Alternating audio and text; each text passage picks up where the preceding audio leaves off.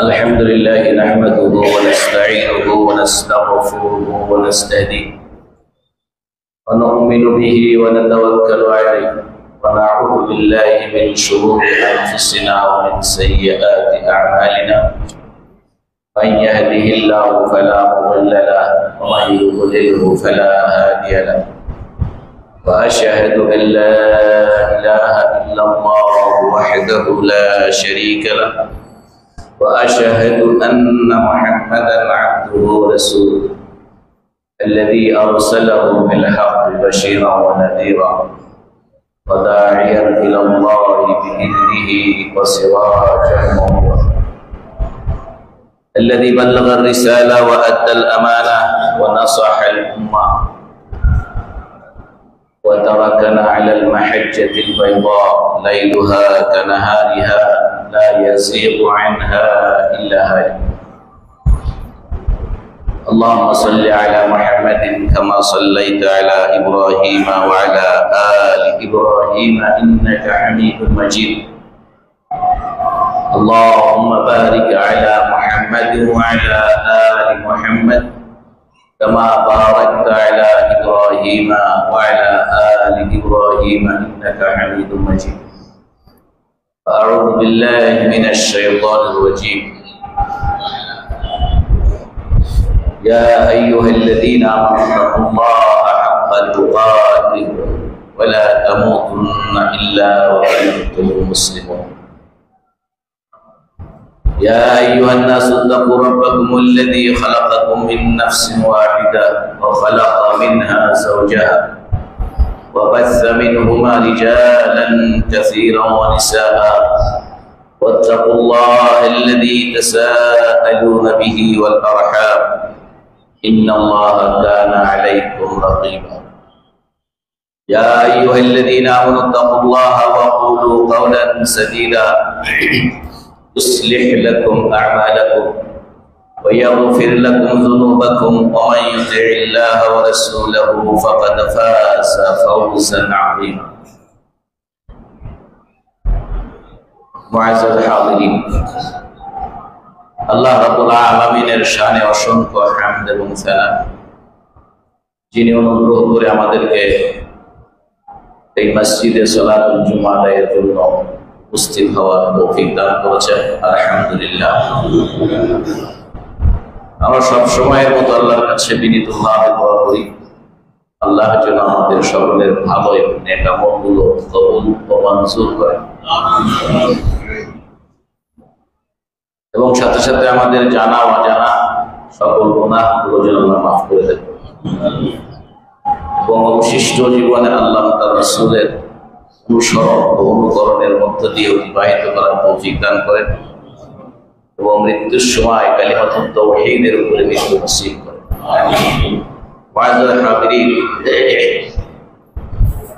মুসলিম গণের এবং মুমিন গণের একটি উল্লেখযোগ্য বৈশিষ্ট্য হচ্ছে কোরআন সুন্নাহ অনুযায়ী যে কথাগুলো হক, যেগুলোকে মুনকার,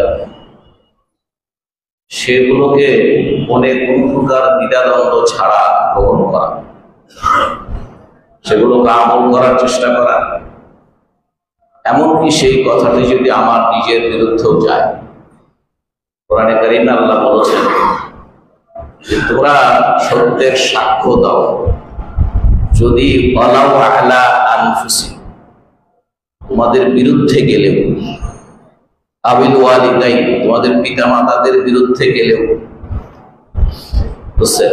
এই জন্য এই নীতি বিপরীত বৈশিষ্ট্য হচ্ছে যে একটি অন্যায় কাজ যেটা আমি করি অথবা আমি একজন করে তাকে সমর্থন করি, তার বিপক্ষে কোনো কথায় যখন যায় তখন আমার বা আপনার খারাপ লাগে। এই খারাপ লাগাটা ইমানের দৃষ্টিতে কিনা ঠিক কথা বলছে। এই জন্য সত্যকে সত্য বলে একটা দোয়ার কথা আপনাকে মাঝে মাঝে বলি যে আল্লাহর কাছে এই দোয়া উক্ত হয় যতগুলো জিনিস আমরা আল্লাহর কাছে চাইব, তার মধ্যে একটি হচ্ছে হে আল্লাহ আমাকে সত্যকে সত্য হিসাবে চেনার তৌফিক দান করো, তার অনুসরণ করার তৌফিক দান, আর মিথ্যাকে মিথ্যা, বাতিলকে বাতিল হিসেবে চেনার জন্য আমাকে তৌফিক দান করো, তা থেকে দূরে থাকার তৌফিক তুমি আমার করো। এটা অনেক বড় বিষয় আছে আল্লাহর কাছে নাজাতের জন্য, বড় বিষয়। আল্লাহ কোরআনে কারিমে বলেছেন তাআওয়ানু আলাল বিররি ওয়াত তাকওয়া ওয়ালা তাআওয়ানু আলাল ইসমি ওয়াল। এটা কোরআনে কারিমের কথা সকল মানুষের জন্য, সকল সময়ের জন্য, সকল যুগের জন্য, বুঝছেন? সুতরাং এই কথাগুলো সবসময়ের জন্য, যাদের মুখ থেকে সবসময়ের জন্য এই কথাগুলো আমরা মনে রাখার চেষ্টা করব যে আল্লাহ বলছেন সূরা এই মায়দার আয়াতে যে তোমরা ভালো, পুণ্য এবং তাকওয়ার কাজে একজন আরেকজনকে সহযোগিতা, সীমা লঙ্ঘনমূলক এবং গুনার কাজে একজন আরেকজনকে সহযোগিতা করো।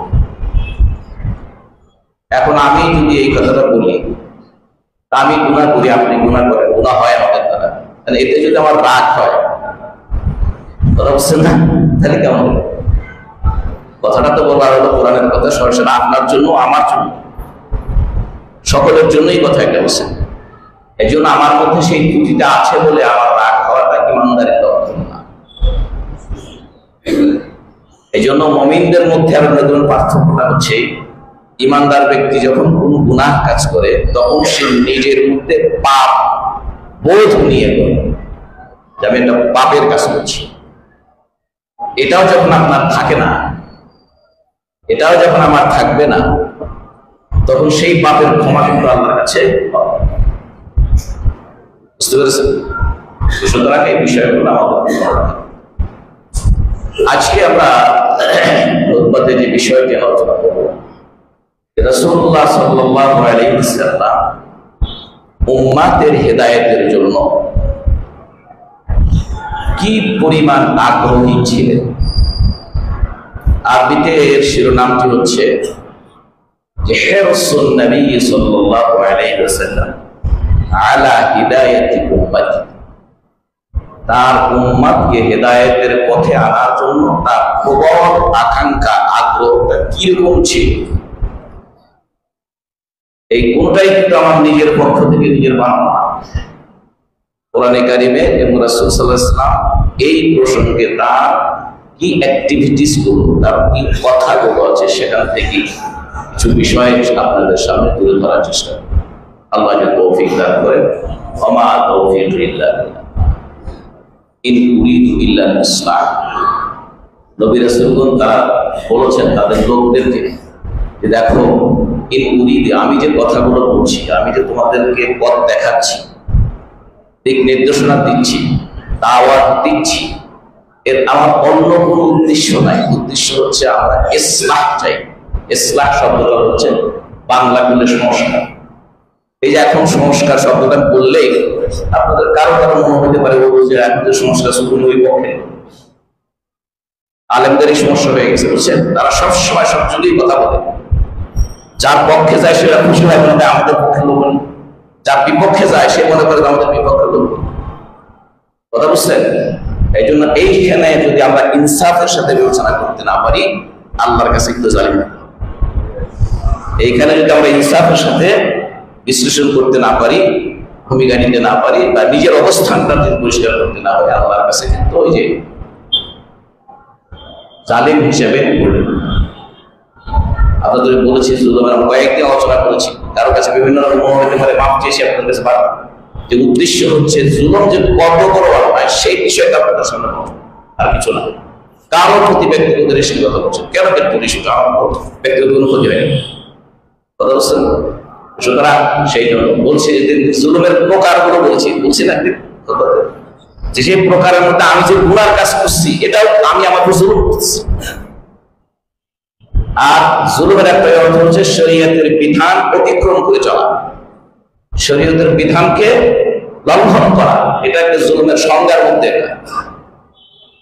আমরা আজকে আলোচনা করব রাসূল সাল্লাল্লাহু আলাইহি ওয়াসাল্লাম তার উম্মতের হেদায়েতের জন্য কি পরিমাণ তিনি ব্যাকুল ছিলেন, আগ্রহী ছিলেন। কারণ যেহেতু রাসূলুল্লাহ সাল্লাল্লাহু আলাইহি সাল্লামকে আল্লাহ সুবহানাহু ওয়া তাআলা আল্লাহ নিজে তাকে সার্টিফাই করছেন, ওয়া ইন্নাকা লাআলা খুলুকিন আযীম, আপনি হচ্ছেন মহান চরিত্রের উপরে প্রতিষ্ঠিত। এছাড়াও সূরা আল-কালামের 4 নম্বর আয়াত, এছাড়াও আল্লাহ সুবহানাহু ওয়া তাআলা সূরা তাওবা 128 নম্বর আয়াত শেষ আয়াত, একদম শেষ আয়াত। আমাদের দেশে যে সকল মসজিদে যারা মিলাদ পড়ে না, দেখবেন তারা এই আয়াতটা দিয়ে প্রথম শুরু করে। সেটা কি?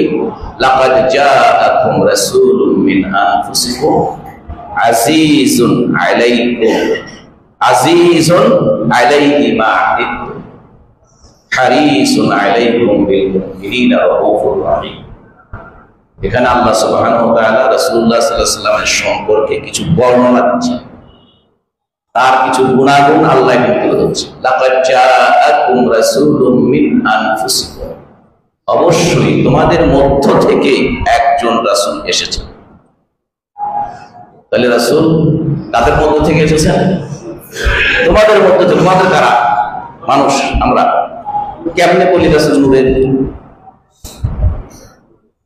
কেমনে বলি? আল্লাহ বলছে যে তোমাদের মধ্য থেকে একজন রাসূল আসছে। আমি কেমনে বলি যে নূর রাসূল? সব মানুষকে নূরের, তাহলে কেমনে তোমাদের মধ্য থেকে একজন? কতটা অপব্যাখ্যা করে একটা জিনিসকে দাগ করা, কতটা গায়ের ঝরে জিনিসকে প্রতিষ্ঠিত করা যাবে, বা সেটাকে অনুসরণ করা যাবে, সেটা প্রচার করা যাবে। আল্লাহ আকলটা দিয়েছে বুঝার জন্য। আল্লাহ বলছেন লাকাদ জাআকুম রাসূলুম মিন আনফুসিকুম, তোমাদের মধ্য থেকে একজন রাসূল হিসেবে এসেছে। তিনি কি? আজিজুন আলাইহি, তিনি খুব প্রিয়। তিনি কি? খুব আজিজুন আলাইহি মা আনিতুম, তোমাদের কি যা কষ্ট দেয়, তোমাদের কি বিপদের মধ্যে ফেলতে হয় পড়ে, এই বিষয়ে তিনি তোমাদের মধ্যে অত্যন্ত স্নেহপ্রবণ, তোমাদের এই ক্ষতি হোক তিনি তা চান। এরপরে আলাইকুম বিল মুমিনিনা রাউফুর রাহিম, আর তিনি মুমিনদের প্রতি অতি সদয় এবং রহিম দয়ালু। রহিম তো আল্লাহর একটা গুণ, কি বলে? রহিম আল্লাহর একটা সিফাতি নাম। বিসমিল্লাহির রহমানির রহিম। তাহলে রহিম রাসূলকেও রাসূলের গুণ রাসূল রহিম বলছে, আল্লাহর গুণ রহিম। কিন্তু রাসূলের রহিম হওয়া আর আল্লাহর রহিম হওয়া এক। সেই ক্ষেত্রে মানুষ আমরাও রহিম, আমরা তার প্রতি দয়া করি।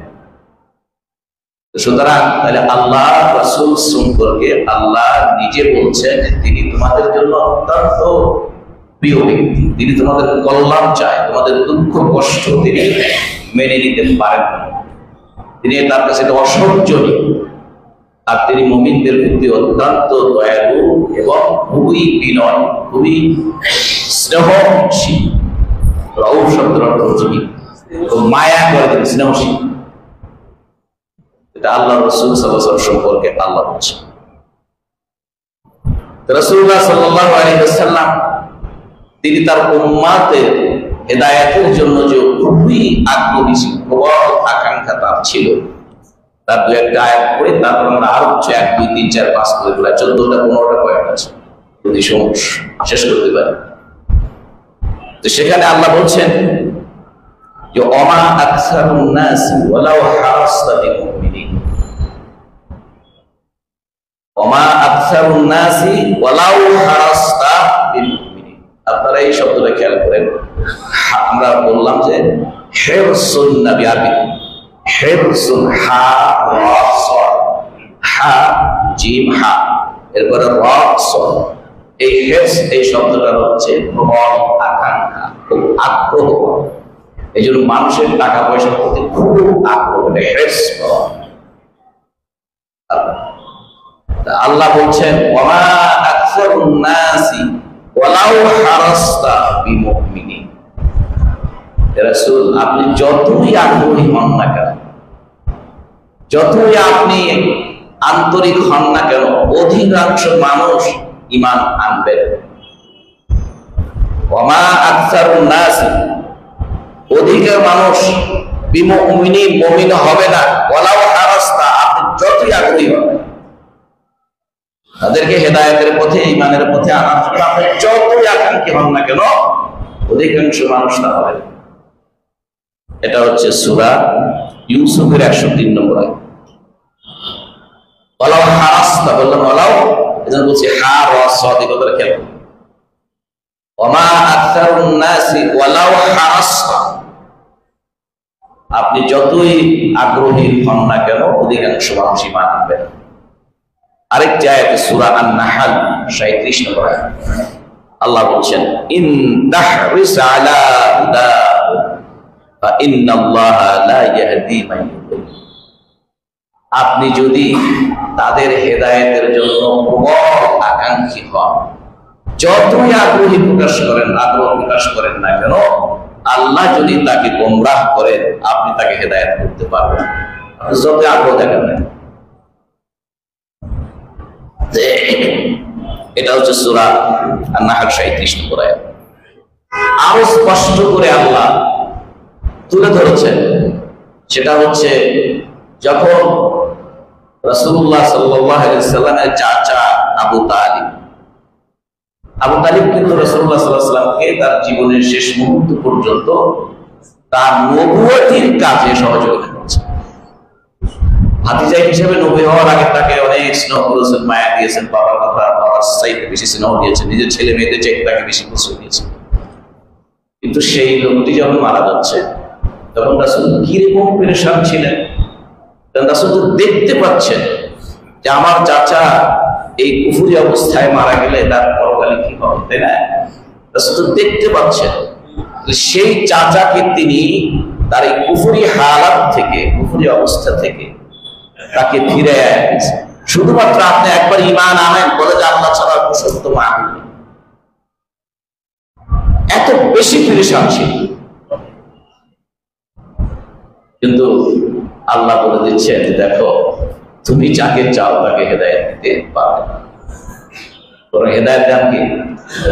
সেটাই আল্লাহ বলছেন, ইন্নাকা লা তাহদি মান আহবাবতা, আপনি যাকে পছন্দ করেন তাকে আপনি হেদায়েত দিতে পারেন।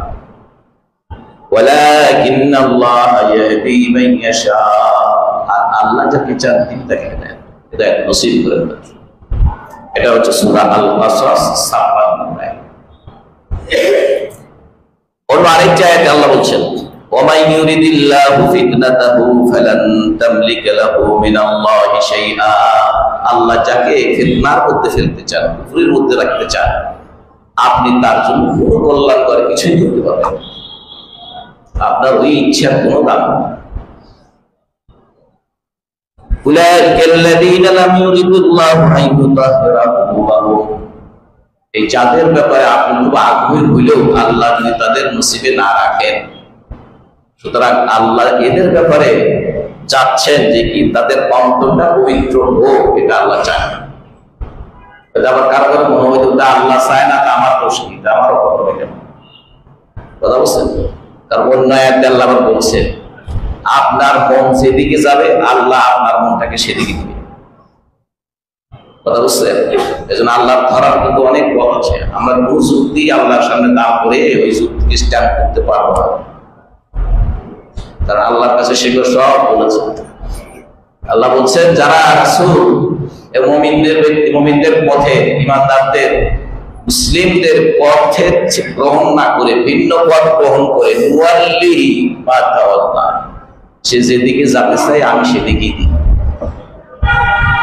নুসলিহি জাহান্নাম, তারপরে আমি জাহান্নাম তাকে প্রবেশ করে, এর প্রথমে সে যায়, তারপর আমি সেদিকে তাকে দিই।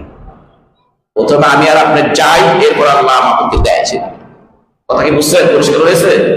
যাতে করে শয়তান অনেক কিছু মনের মধ্যে নিয়ে আসে, গুনার কাজ করার জন্য, আপনাকে ডেসপারেট হওয়ার জন্য শয়তান বিভিন্ন যুক্তি সামনে নিয়ে আসে, বিভিন্ন যুক্তি সামনে আসে। ধরেন একটা কথা এরকম যে আল্লাহ যা করে করবে, হুজুর এত করবে কেন, এই রাগও দেখায় মানুষ, আল্লাহ যা করার করবে হুজুর এত বলে কেন। দেখছেন, মানুষের মনটা যখন নষ্ট হয়ে যায় আর বিবেকটা যখন বুঝে যায়, তখন তার আসল রোলটা সে প্লে করতে পারে। এই একটা সূরা সাফের মধ্যে আছে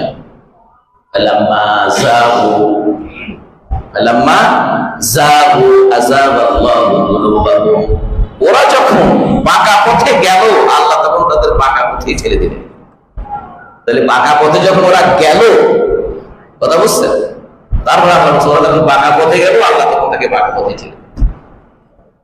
এই জন্য আল্লাহ মানুষদেরকে আর জিনদেরকে ওই যে বিবেকটা, সুস্থ বিবেকটা দিয়েছেন, এই বিবেক দিয়ে সে কোনটা ভালো কোনটা মন্দ, কোনটা করণীয় কোনটা বর্জনীয়, এটা সে বুঝবে। তাহলে এটা বুঝবো আর চিনলাম, এরপর আমি গ্রহণ করব কি করব না, এ দুটো। তাহলে একটা হলো বোঝা আর একটা গ্রহণ করার ক্ষমতা, দুটাই আমাদের হাতে দিয়ে দেওয়া হয়েছে, আল্লাহ হাতে রাখেন। কথা বুঝছেন?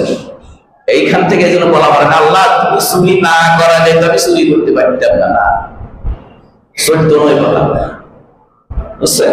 সত্য এই কথা আল্লাহর কাছে গ্রহণযোগ্য। ওই যে একটা কিসসা মাঝে মধ্যে আপনাদের শুনাইছি, 100 এলাকা একবারে হাদিসের একেবারে নির্ভুল কথা ছাড়া গল্প মনে করি, তবে শিক্ষা আছে। 100 হাত কাটবে, আমিরুল মুমিনিন ওমর রাদিয়াল্লাহু আনহু চুরি করছে, প্রমাণ করছে, হাত কাটবে। সো হে কয় যে আমিরুল মুমিনিন আপনি আমাদের হাত কাটবেন, আচ্ছা আল্লাহ যদি আমাকে দিয়ে চুরি না করাইতো আমি চুরি করতে পারতাম না। আল্লাহ করেছে আমি বুঝছি, আপনি আমার হাত কাটবেন কেন? ভাই দেখো, আল্লাহ তোমাকে দিয়ে করাইছে বলতে মানে কি, তোমার কপালে বা তোমার ভাগ্যে রাখছে তুমি চুরি করবা, আর আমার ভাগ্যে রাখছে যে তুমি চুরি করলে তোমার হাতটা কাটবে, সুতরাং হাতটা কাটবে। সুতরাং এই জন্য আল্লাহর এই বিষয়গুলো সব বলে দিয়েছে। আল্লাহর উপরে কোনো দোষ দিলে আপনার আমার গুনাই ভারী হবে, আল্লাহর কোনো কিছু আসে যায় না। আল্লাহ সুবহানাহু ওয়া তাআলা তা বলছেন। এরপরে সূরা আন-নাহলের 127 নম্বর আয়াতে আল্লাহ বলেছেন ওয়ালা তাহসান আলাইহিম ওয়ালা তাকু ফি দাইকিম মিম্মা ইয়ামকুরুন, ওরা যে আপনার দাওয়াতে ঈমান গ্রহণ করছে না, আপনার দাওয়াত ওরা কবুল করছে না, এই জন্য আপনি চিন্তা ক্লিষ্ট হবেন না। ওয়ালা তাহসান, এই আরেকটা আয়াত আছে না, হিজরত গত সপ্তাহে বলছি, হিজরত তার আগে বলছি, হিজরতের পথে রাসূল সাল্লাল্লাহু আলাইহি ওয়াসাল্লাম আবু বকর গুহার মধ্যে আশ্রয় নিয়েছে, তাই না? কাফেররা অনুসন্ধান করতে করতে গুহার কাছে এসেছে, আবু বকর রাদিয়াল্লাহু বলছেন ওরা যদি তাদের নিজেদের পায়ের দিকে তাকায় তাহলে আমাদের দেখে ফেলবে। সেই অবস্থায় আবু বকর রাদিয়াল্লাহু খুব অস্থির হয়ে গেলেন, ধরা পড়ে গেলাম এই ভয়ে। রাসূল তার এই অস্থির অবস্থা দেখে বললেন, আবু বকর বললেন ইয়া রাসূলুল্লাহ আমি তো নিজের জন্য চিন্তা করছি না, আপনাকে নিয়ে চিন্তা করছি। তখন তিনি কি বললেন, লা তাহজান ইন্নাল্লাহা মা'ানা, আপনি চিন্তা করো না, আল্লাহ আমাদের সাথে আছে।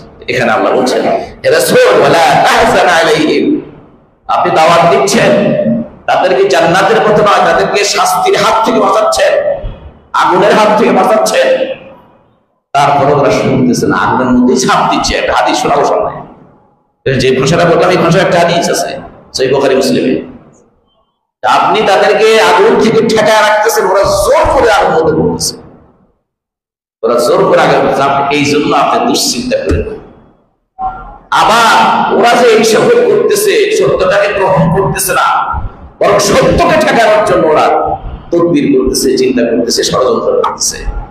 এটা নিয়েও আপনি মনে কোনো কষ্ট নেই, ওদেরটা ওদের করতে দেন, আপনারা আপনি করেন। কথা বুঝছেন?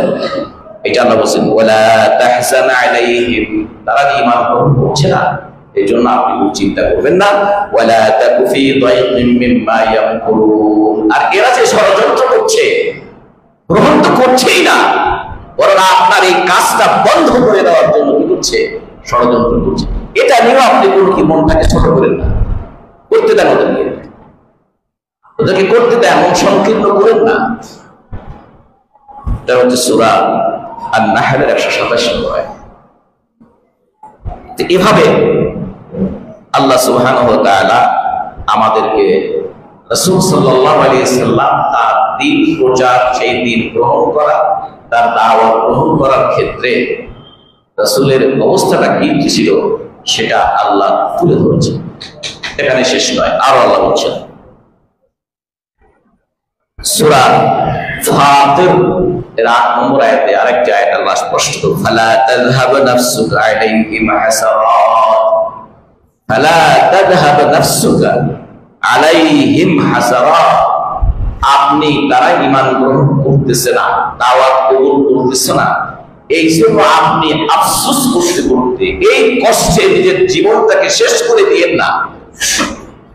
কিরকম পেরেশান ছিলেন যে আল্লাহ বলতেছেন রাসূল ওরা ঈমান গ্রহণ করতেছে না, এই আফসোস করতে করতে আপনার জীবনটাকে নষ্ট করে দিয়েন না। আল্লাহর পক্ষ থেকে এসে প্রত্যয়ন করা হচ্ছে।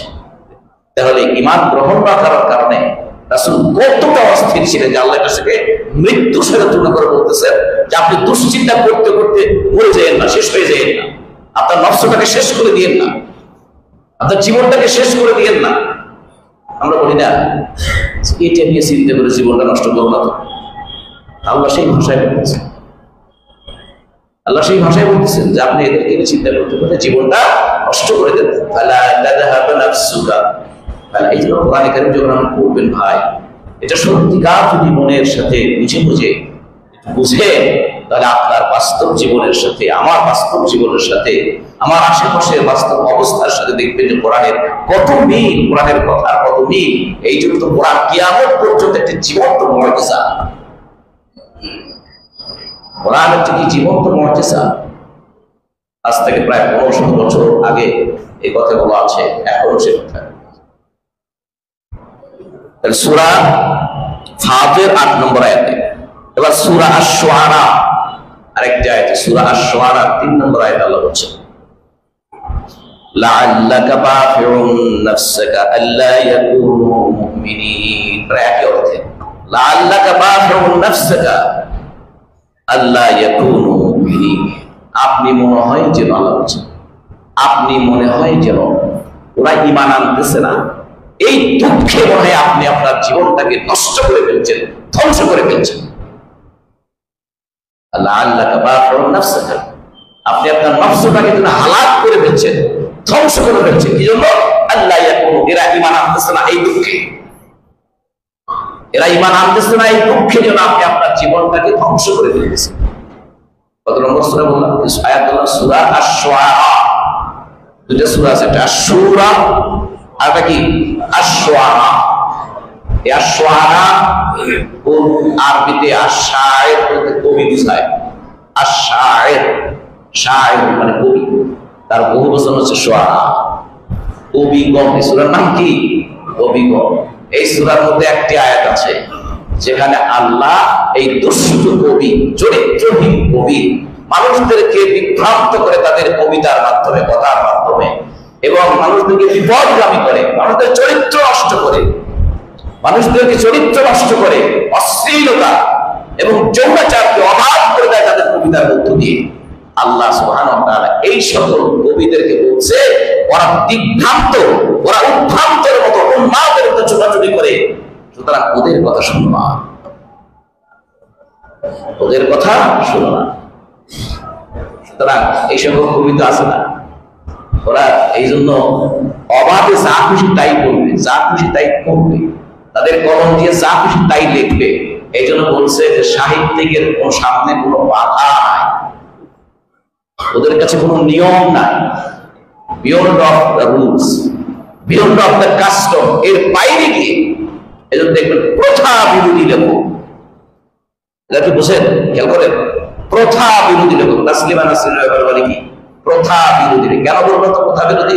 আমাদের সমাজে এখন পর্যন্ত এই প্রথা আছে যে নারীদের স্বাধীনতার নামে ও সেটা বলতে চাচ্ছে কি, একটা ছেলে খেলতে খেলতে যায় তার পেশাব আসলো আর ওয়ালের সঙ্গে দাঁড়ায় প্যান্টটা খুলে দিয়ে পেশাব করে ফেললো। একটা মেয়ে কেন পারে না? তার প্রশ্ন।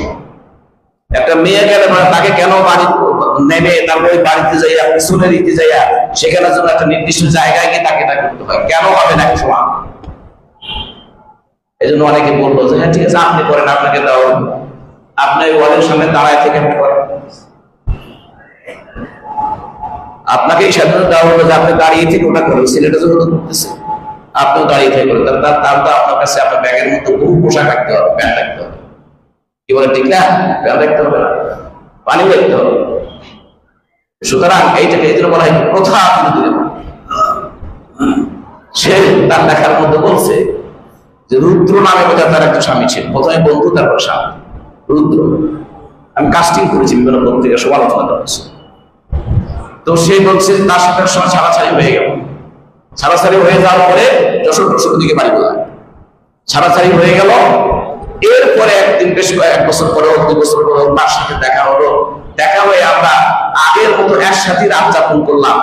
বিবাহ উত্তর আর বিবাহ পর না, বিবাহ উত্তর আর বিবাহের সময় ওই আমাদের একই রকম। তাহলে বিয়েটা কেমন? এটার কথা হচ্ছে তাহলে বিয়েটা কেমন? আমরা একসাথে থাকলাম, একসাথে যা কিছু করলাম, বিয়ে অবস্থায় যেরকম লাগছে বিয়ের পরেও, বিয়ে পরে মানে কি বিবাহ নাই এখন, সেই অবস্থাতে একই রকম লাগে। এই যে এই কথাগুলো বলতেছে কি করে? প্রথা বিরোধী। সুতরাং সেই কবি গুণের খারাপই বর্ণনা করে আল্লাহ কোরআনে কারীমের মধ্যে ওখানে বলছে যারা নিজেরা ভ্রষ্ট, তারা এই ভ্রষ্ট কবিদেরকে তারা অনুসরণ করে। এরপরে আল্লাহ বলছেন তবে যারা ঈমানদার, তবে যারা মুমিন, কি যারা, যে সকল কবি মুমিন, যাদের কথার মতো আল্লাহ আল্লাহ রাসূল মানুষের আখলাক চরিত্র এদিকে যাদের কথাগুলো আছে, যাদের কবিতার ভাষা করে গেল, তারা কিন্তু ওদের দলভুক্ত। বুঝতে পেরেছেন? সুতরাং সেই শুআরা, সেই সূরা আশ-শুআরা 3 নম্বর আয়াতে আল্লাহ এই কথা বললেন আল্লাকা বাহুন নাফসাকা আল্লা ইয়াকুনু মুমিনিন। তারা মুমিন হচ্ছে না, এই দুঃখে আপনি আপনার জীবনটাকে ধ্বংস করে দিয়েন না। এরপরে সূরা আল-কাহফ প্রথম থেকে 6 নম্বর আয়াত, 6 নম্বর আয়াতে আল্লাহ বলেন আল্লাকা বাহুন নাফসাকা, কিরকম فَلَعَلَّكَ بَاخِعٌ نَفْسَكَ عَلَى آثَارِهِمْ إِن لَّمْ يُؤْمِنُوا بِهَذَا الْحَدِيثِ أَسَفًا। রাসূল ওদের পিছনে লেগে থেকে ওরা আপনার দাওয়াত গ্রহণ করতেছে না, এই আফসোসে, একই ভাষা, এই আফসোসে আপনি নিজের জীবনটাকে ধ্বংস করে দিয়েন না। বাখির শব্দরত মাহলিক, এটা ধ্বংস করে, হালাক মানে ধ্বংস হওয়া, মুহলিক মানে যেটা ধ্বংস করে। সুতরাং ওরা ঈমান গ্রহণ করতেছে না, ওদের পিছনে লেগে থেকে দুশ্চিন্তা আপনি আপনার জীবনটাকে ধ্বংস করে দিন না।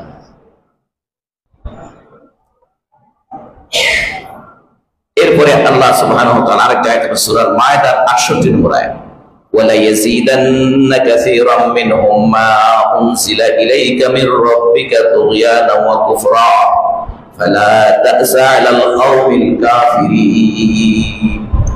অর্থটা হচ্ছে যে এরা তো এদের বিদ্রোহিতা, এদের সীমালঙ্ঘ, এটা তারা করতেইছে, পারতেই আছে, এদেরকে করতে দেয়। ফালা তা'সা আলাল কওমিল কাফিরিন, এই অবাধ্য, এই কাফের সম্প্রদায়ের জন্য আপনি মনে কোনো কষ্ট নিয়েন না। আপনি মনে কি নিয়েন না? কষ্ট নিয়েন না, আপনি তার জন্য কোনো দুঃখ নিয়েন না, তার জন্য আপনি কোনো আফসোস করেন না। এই কথাগুলো আল্লাহ সুবহানাহু ওয়া তাআলা তার রাসূল সাল্লাল্লাহু আলাইহি ওয়াসাল্লাম তার উম্মাহদের হেদায়েতের জন্য কত পেরেশান ছিলেন, কত কঠিনভাবে তিনি আগ্রহী ছিলেন, সেই এগুলো এই আয়াত থেকে কি স্পষ্ট হয় না? ভাই, এই আয়াত থেকে কি স্পষ্ট হয় না যে রাসূলুল্লাহ সাল্লাল্লাহু আলাইহি ওয়াসাল্লাম কিভাবে এটা করেছেন বা কি আগ্রহ তার ছিল? রাসূলুল্লাহ সাল্লাল্লাহু আলাইহি ওয়াসাল্লাম তিনি একটি হাদিসে বলেছেন, সহিহ বুখারীতে, মুসলিমে হাদিসটি রয়েছে। তিনি বলছেন যে মিসলি ওয়া মিসলুকুম, আমার আর তোমাদের মধ্যে তোমাদের উদাহরণ হচ্ছে কামাসালি রাজুলিন আওকাদা নার, ওই ব্যক্তির মতো যে আগুন জ্বালাইছে। তাহলে আমার আর তোমাদের উদাহরণটা কি? ওই ব্যক্তির মতো যে ব্যক্তি একটা আগুন প্রজ্বলিত করেছে, আগুন জ্বালাইছে। ফাসবাহু ফাজালাল জানাদিব ওয়াল ফিরাশ ইয়াকাউনা ফিহা, আগুন যখন জ্বালায়, বিশেষ করে ওই যে এক ধরনের ফড়িং আছে না, আর উই পোকা আছে, যেগুলো পাখা আছে, এগুলো কিন্তু উড়ে উড়ে দলে দলে আগুনের মধ্যে পড়ে। রাসূল বলছেন যে এক ব্যক্তি আগুন জ্বালাইছে, সেই আগুনের মধ্যে এই ধরনের ফড়িং গুলো আর উই পোকা গুলো এই ধরনের পোকামাকড় তারা দলে দলে যায় সেই আগুনের মধ্যে পড়তেছে। লোকটি 2 হাত দিয়ে এই ফড়িং গুলোকে আর এই উই পোকাগুলোকে বারণ করছে, পড়ো না পড়ো না। তারপরে মনে হয় তার হাত তাকে ডিঙ্গিয়ে ডিঙ্গিয়ে লাফায় লাফায় যেন আগুনের মধ্যেই পড়ছে। আমি সেই আগুন প্রজ্বলনকারী, আমি তোমাদেরকে ডাকছি আগুনে পড়ো না, তোমরা যে পথে আছো তাতে করে আগুনে পড়বা। আমি তোমাদেরকে 2 হাত দিয়ে বাধা দিচ্ছি, আর তোমরা জোর করে সেই আগুনের মধ্যে গিয়ে চাপিয়ে ভাই। এজন্য কুনতুম খায়রা উম্মাতিন উখরিজাত লিন-নাস, বহুদিন আপনাদের উল্লেখ বলেছি যে আবু হুরায়রা রাদিয়াল্লাহু তাআলা আনহু তার এই উক্তিটার উপরে ইসলামের ফতোয়া নয়, ইসলামের সিদ্ধান্ত নয়, এটা তার একটা বিচ্ছিন্ন কথা। সাহাবায়ে কেরাম কেউ সেটা গ্রহণ করেনি কোরআনে কারীমের অন্যান্য আয়াতের সাথে সাংঘর্ষিক। তিনি বলছেন কুনতুম খায়রা উম্মাতিন, সূরা আল ইমরানের 110 নম্বর আয়াত। সূরা আল ইমরানের 110 নম্বর আয়াতের ব্যাখ্যায় তাফসীরে তিনি বলছেন যে আল্লাহ আমাদেরকে, মানে তোমরাই হচ্ছে শ্রেষ্ঠ জাতি, তোমাদেরকে মানুষের কল্যাণের জন্য তোমাদেরকে কি বাছাই করা হয়েছে, মানুষের কল্যাণের জন্য। কুনতুম খায়রা উম্মাতিন উখরিজাত লিন-নাস, মানুষের কল্যাণের জন্য তোমাদেরকে বাছাই করা হয়েছে, সৃষ্টি করা হয়েছে। এই জন্য হচ্ছে মানুষের কল্যাণ। তিনি বলছেন এই জন্য মানুষের সবচেয়ে বড় কল্যাণ হচ্ছে কি আগুন থেকে মানুষদেরকে রক্ষা করা। খেয়াল করছেন, মানুষের সবচেয়ে বড় কল্যাণ হচ্ছে আগুন থেকে, জাহান্নাম থেকে মানুষদের রক্ষা করা। এই জন্য প্রয়োজন যদি হয়, আবার বলছি তার এই কথা ইসলামের উক্তি নয়, ইসলামের সিদ্ধান্ত নয়, বরং কোরআনে কারীমে রাসূল সাল্লাল্লাহু আলাইহি ওয়াসাল্লাম এবং সাহাবায়ে কেরাম সকলেই যেটা সেটা হচ্ছে মানুষকে এক্ষেত্রে দিন গ্রহণ করার না করা, ঈমান আনার না আনার স্বাধীনতা দেওয়া আছে। জোর করে কাউকে ঈমানের মধ্যে আনার কথা নেই, এটাই হচ্ছে প্রতিষ্ঠিত কথা, বুঝছেন? কিন্তু বিচ্ছিন্ন কথাটা এই জন্য উল্লেখ করছি যে তার বিষয়ের জন্য, যেহেতু মানুষের কল্যাণ হচ্ছে সবচেয়ে বড় কল্যাণ হচ্ছে মানুষদেরকে জাহান্নামের আগুন থেকে রক্ষা করা। সুতরাং তিনি বলছেন, আবু হুরায়রা বলছেন, সুতরাং যদি প্রয়োজন হয় কারো গলায় রশি লাগাইয়া, বেড়ি লাগাইয়া জাহান্নাম থেকে তাকে মুক্তি দিতে হবে, ঈমানের কথাটাকে আমাদের জোর করে হলো না। তার এই কথার মতো কি নাই, সিদ্ধান্ত না, সিদ্ধান্ত যেটা আল্লাহ বলছেন লা ইকরাহা ফিদ-দীন, দিন গ্রহণ করার ব্যাপারে কোনো জবরদস্তি নাই। আল্লাহ বলছেন একাধিক আয়াতে আল্লাহ বলছেন যে আমার পক্ষ থেকে হক এসেছে, দিন এসেছে, যার ইচ্ছে হয় গ্রহণ করো, যার ইচ্ছে হয় বর্জন করো। ওয়াকুলিল হাক্কু মির রাব্বিকুম, সূরা আল কাহফের 29 নম্বর আয়াত। ওয়াকুলিল হাক্কু মির রাব্বিকুম ফামান শাআ ফালইউমিন ওয়া মান শাআ ফালইয়াকফুর। আপনি বলুন তোমাদের রবের পক্ষ থেকে হক এসেছে, হক মানে কি দিন। সুতরাং যার ইচ্ছে হয় এটাকে গ্রহণ করে ঈমান আনো, আর যার ইচ্ছে হয় গ্রহণ না করে কাফের থাকো। ইন্না হাদাইনা বিস-সাবিল ইম্মা শাকিরা ওয়া ইম্মা কাফুরা, আমি হেদায়েত দিয়েছি তোমাদের সামনে, যার ইচ্ছে হয় এই হেদায়েত গ্রহণ করে আমার কৃতজ্ঞতা প্রকাশ করো, আর যার ইচ্ছে হয় এই হেদায়েত গ্রহণ না করে আমার অকৃতজ্ঞ বান্দা থেকে যাও। এটা তোমার দায়িত্ব, আমি তোমাকে বাধ্য করে আনবো। قد تبين الرشد من الغي قد تبين الرشد من الغي, সত্য আর অভ্রষ্টতা এটা পরিষ্কার করে আল্লাহ তুলে ধরেছেন, দিয়ে দিয়েছেন। সুতরাং যার ইচ্ছে হয় এই ভ্রষ্টতা, এই তাগুতের সাথে কুফরি করে এক আল্লাহর প্রতি ঈমান, যার ইচ্ছে হয়। বুঝছেন ভাই? এই জন্য আল্লাহ রাসূল বলতেছেন এই হাদিসে যে আমি সেই ব্যক্তির মতো যে আগুন প্রজ্বলিত রেখেছে, আমি তোমাদেরকে এই আগুন থেকে রক্ষা করতে চাচ্ছি, তোমাদেরকে দূরে রাখতে চাচ্ছি। তোমরা আমার উপরে জোর করে ইখতাহামু, হাদিসের ভাষা ইখতাহামু, তোমরা জোর করে আমাকে ডিঙ্গিয়ে আমার বাধাকে পেরিয়ে সেই আগুনের মধ্যে ঝাঁপ দিয়ে দিয়ে পড়ছে। রাসূলুল্লাহ সাল্লাল্লাহু আলাইহি ওয়াসাল্লাম এর মা হয়েছিলেন তার উম্মাতকে আল্লাহর দ্বীনের পথে আনার জন্য।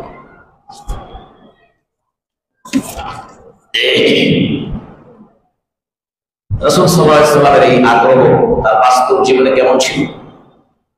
আল্লাহ পক্ষ থেকে যখন নির্দেশ দেওয়া হলো আনদিরা আশিরাতাকাল আকরাবিন, আপনি আপনার নিকটাত্মীয় যারা আছে, আপনার গোষ্ঠী গোত্রের লোক যারা আছে, এদেরকে আপনি আল্লাহর শাস্তির ভয় দেখান, ও আনদির সাবধান করেন, সতর্ক করেন। আশিরাতাকা, আপনার গোষ্ঠী গোত্রের লোক যারা, আল আকরাবিন যারা নিকটতম। এই আয়াত নাযিল হওয়ার পরে আল্লাহ রাসূল সাল্লাল্লাহু আলাইহি ওয়াসাল্লাম তখনকার নিয়ম অনুযায়ী লোকদেরকে একত্রিত করা হবে। এই জন্য পাহাড়, সাফা পাহাড়ে উঠলেন তিনি। তার এক নম্বরটা হচ্ছে যে রাসূল সাল্লাল্লাহু আলাইহি ওয়াসাল্লাম সাফা পাহাড়ে উঠলেন, উঠে তিনি লোকদেরকে তখনকার ভাষায় যেভাবে লোকরা ডাক দিলে আসে সেইভাবে তিনি ডাকলেন।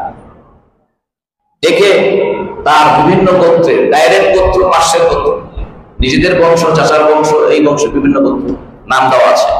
বানি ফাহার, বানি হুদাই, বুতুন কুরাইশ, কুরাইশ বংশের বিভিন্ন গোত্র যেটা রাসূল সাল্লাল্লাহু আলাইহি ওয়াসাল্লামের সাথে কোনো না কোনো ভাবে গিয়ে মিলছে, তাদের নাম ধরে ধরে রাসূল সাল্লাল্লাহু আলাইহি ওয়াসাল্লাম তাদেরকে ডাকলেন। ডেকে পাহাড়ের ওখানে সমবেত দেখে তারপরে তিনি বললেন যে আমি যদি তোমাদেরকে বলি যে এই পাহাড়ের উল্টা পাশে, আপনারা শুনেছেন রচনা হয়, উল্টা পাশে একদম অশ্বারোহী তোমাদের উপরে আক্রমণ করার জন্য তারা অপেক্ষা করছে,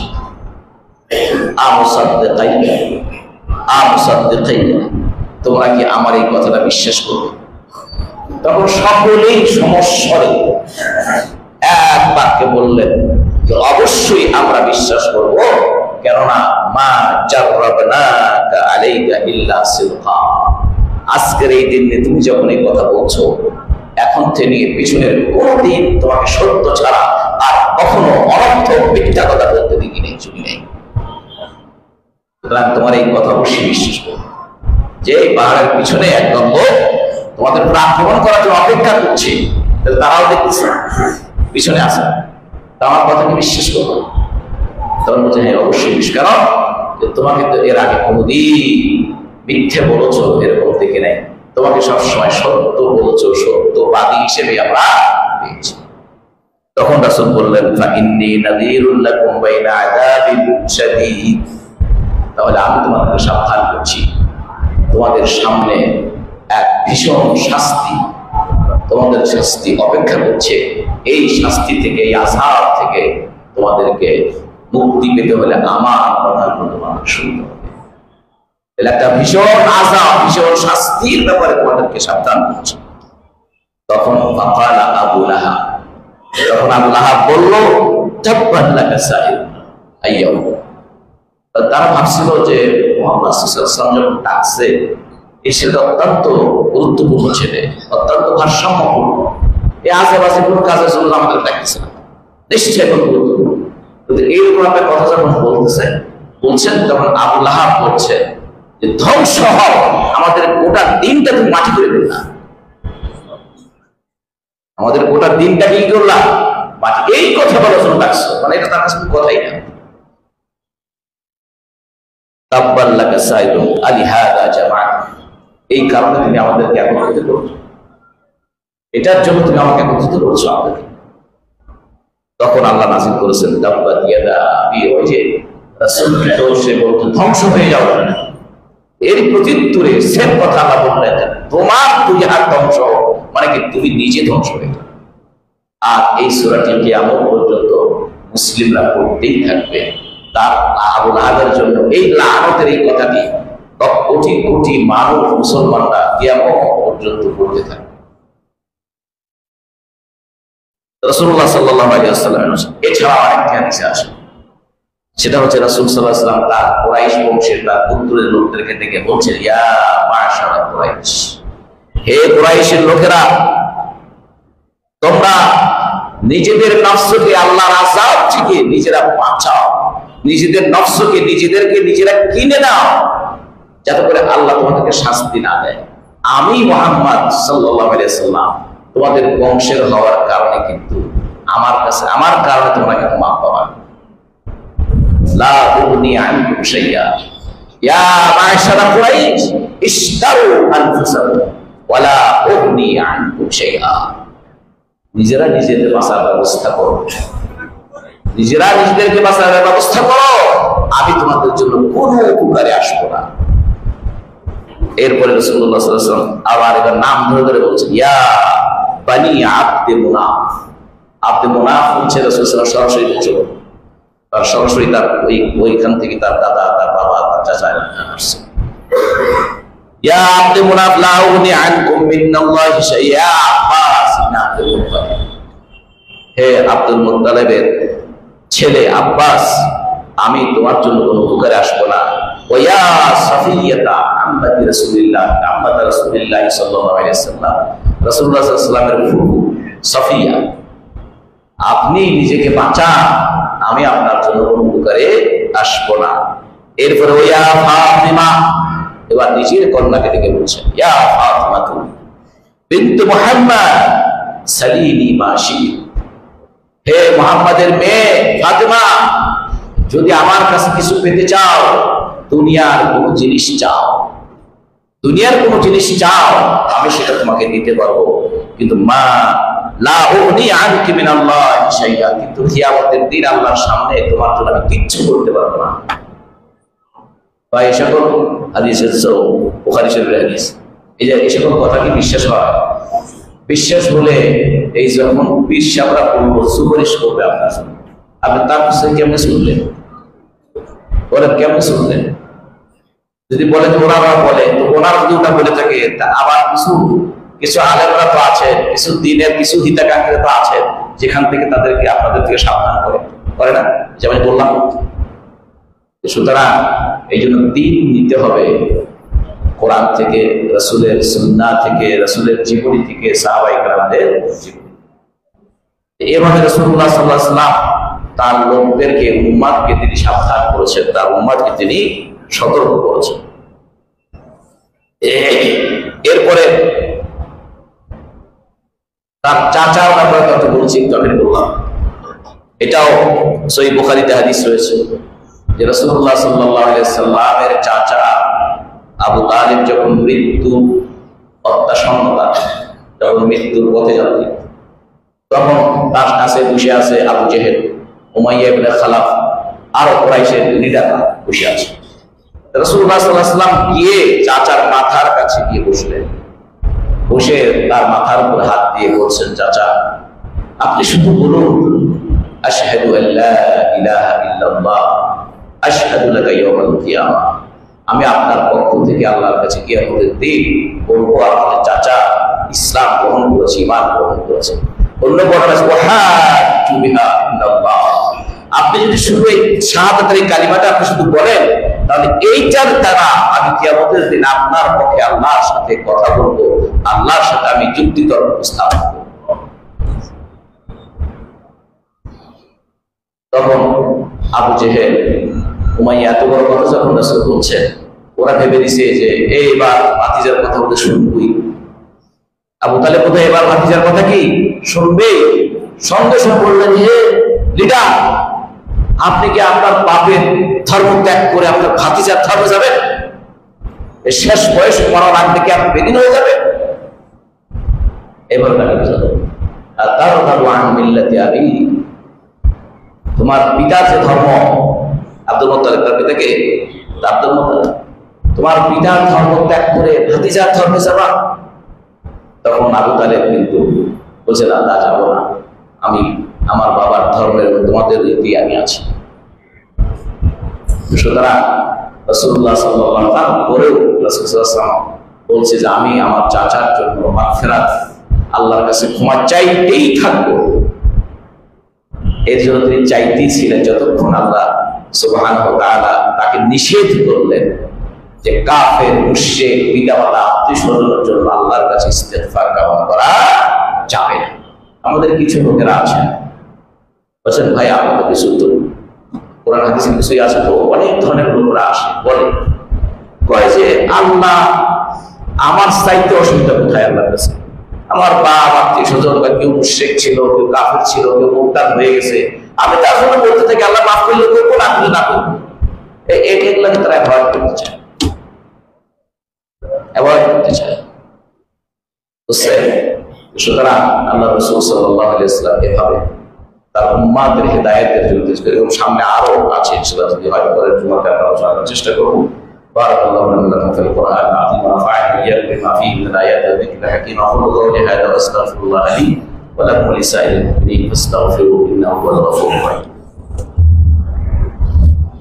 الحمد لله وحده والصلاة والسلام على من لا نبي بعده. أما بعد فإن أحسن الحديث كتاب الله وأحسن الهدي هدي محمد صلى الله عليه وسلم وشر الأمور محدثاتها وكل محدثة بدعة وكل بدعة ضلالة وكل ضلالة في النار أو كما قال عليه الصلاة والسلام. معاشر الحاضرين، আমরা প্রথম অংশে যা শুনলাম ইনশাআল্লাহ বাকিগুলো কথাগুলো রাসূল সাল্লাল্লাহু আলাইহি ওয়াসাল্লাম এভাবে প্রায় 14-15টা পয়েন্ট আছে কিভাবে রাসূলুল্লাহ সাল্লাল্লাহু আলাইহি ওয়াসাল্লাম লোকদেরকে আল্লাহ দিনের মধ্যে আহ্বান জানিয়েছেন, কোন কোন অবস্থায় জানিয়েছেন, শত্রুদের জন্য এই জন্য ওভাবে বহুভাবে আল্লাহ রাসূলের এই কাজগুলো আমরা আগামী জুমাগুলোতে ইনশাআল্লাহ আলোচনা করার চেষ্টা করব। সম্মানিত ভাই এবং বোনেরা, মসজিদের জন্য আমরা প্রতিদিন আপনাদেরকে বলি, আজকেও আমরা যখন বসেছিলাম ওই যে কিছু পাওনাদার আছে না, তারা এখন আমাদের স্বামী সাহেব বললেন যে অমুক পাওনাদার তো বেশি বেশি করে চাপ দিচ্ছে, তো বেশি বেশি করে চাপ দিচ্ছে। সুতরাং আপনারা আপনাদের দানের এই হাতটা প্রসারিত রেখেছেন, এটাকে আরেকটু তড়িৎ করে আমরা যেন এখান থেকে অন্তত পক্ষে একটু মুক্ত হতে পারি। এরপরে ইনশাআল্লাহ আস্তে আস্তে বাকি কাজগুলো আমরা সম্পন্ন করবো ইনশাআল্লাহ। কি বলে আপনারা একমত? ইনশাআল্লাহ আল্লাহ আমাদের সকলকে তৌফিক দান করুন এবং সকলের দান সাদাকা এবং তাদের ত্যাগ কোরবানি আল্লাহ যেন কবুল মঞ্জুর করেন।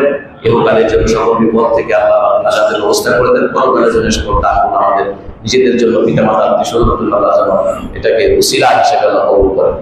ইবাদাল্লাহ সাল্লাল্লাহু আলাইহি নবী মুহাইতা রাব্বুকুম বিসসালাতু ওয়াসসালামু আলাইহি ফাকাল ইন্না আল্লাহা ওয়া মালাইকাতাহু ইউসাল্লুনা আলান নবী ইয়া আইয়ুহাল্লাযীনা আমানু সাল্লু আলাইহি ওয়া সাল্লিমু তাসলিমা আল্লাহুম্মা সাল্লি ওয়া সাল্লিম ওয়া বারিক আলা নাবিয়্যিকা মুহাম্মদ ওয়া আলা আলিহি ওয়া সাহবিহি সাল্লাম ওয়া রাদিয়াল্লাহু আনিস সাহাবা খুসুসান আবী বকর ওয়া উমর ওয়া উসমান ওয়া আলী ওয়া আন বাকিয়্যিতি আসহাবি রাসূলিল্লাহ সাল্লাল্লাহু আলাইহি ওয়াসাল্লাম আজমাইন وعن التابعين لهم ومن تبعهم بإحسان إلى يوم الدين وعنا معهم بجودك وكرمك ورحمتك يا أرحم الراحمين.